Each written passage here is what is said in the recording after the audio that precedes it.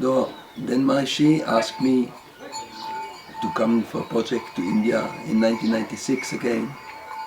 And during that project, we were also going to the Himalaya region where Maharishi asked me to look for land for the organization. Mm-hmm. That was a very interesting time. A lot of things happened. I don't want to go into details now here. But later then, Maharishi asked me to be fully in the Himalaya, and I was then taking up work for the Vedic Vishapashasaks because I noticed that the project was not going very well. Mm-hmm. So I started on my own, just with the little money I had, and I just started with one village, having a group of, the idea of Maharishi has with Vedic Vishapashasaka is in each village in India, having boys which are meditating for a little while and then learning certain stotas like Vishnu Sahasranam, Gajendra Moksha, etc., etc. And then we took exactly that program up and paid them a little bit, incentives. I changed it in a little bit because after 3 months I noticed they didn't even learn the puja. So then I said instead of giving them monthly a fixed price, I gave them money when they have memorized something. Okay. So we introduced capitalism in Vedic study. Good. So then at least it worked because within 3-4 days they have memorized it. So then slowly I had more schools in the schools means just a group of children and one villager who was taking care of them for 1 hour a day, who was interested in helping in this way. He got 5 times the amount of money of what the children got. Also that means depends how much he worked, how much children he had, how many children passed the test. According to that he was paid. Oh. So that's how we started and that's how we still do it now. Oh really? We still have these groups going on. Actually when you are leaving now, these 2 pandits who go with you, they go just for that. They go, you can maybe take some pictures of one of the schools there also. In Dehradun they have a few new ones they have opened. So that is all over the place.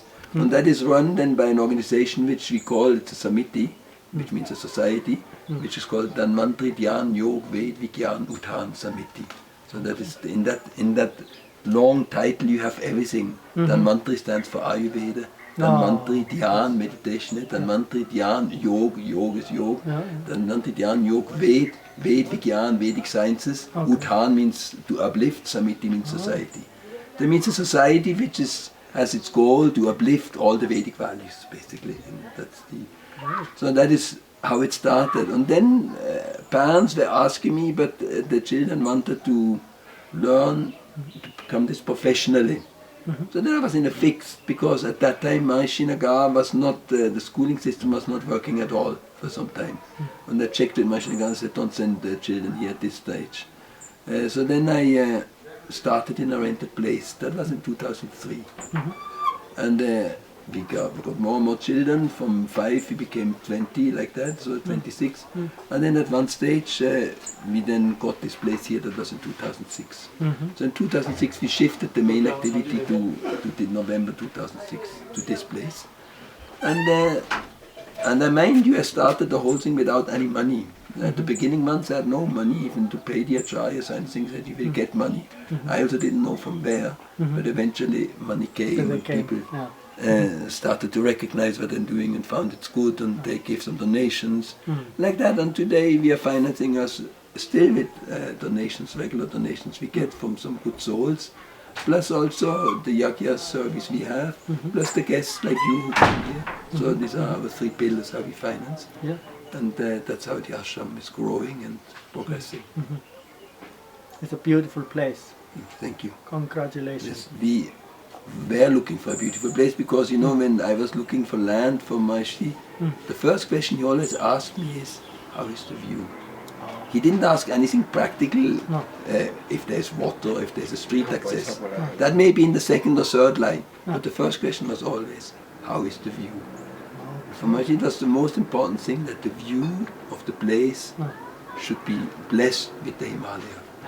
So when I looked for a place, it had to be with a view of the Himalaya. So and Kausani is world famous for it. There are basically 2-3 places only in the whole region here in India which have a good view of the Himalaya. And Kausani of all those is probably the most known because Gamniji called it the Switzerland of India. So that's why it became famous. So we were very lucky to get this place. Mhm.